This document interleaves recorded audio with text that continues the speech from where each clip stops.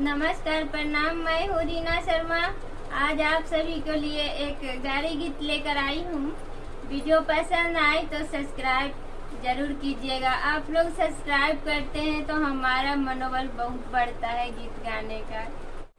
मड़वा चढ़ाने ना दो, मड़वा चढ़ाने ना दो, सखी है मोछू समाधिया के चढ़ने ना दो, सखी है मोछू समाधिया के चढ़ने ना दो, मड़वा चढ़ने ना दो, मड़वा चढ़ने ना दो, बारह जतिया भैसुरवा के चढ़ने ना दो, सखी है नाड़ा भैसुरवा के चढ़ने ना दो, मड़वा चढ़ने ना दो, मड़वा चढ़ने ना दो, सखी है लवंडा देवरवा के चढ़ने ना दो, सखी है लांठा देवरवा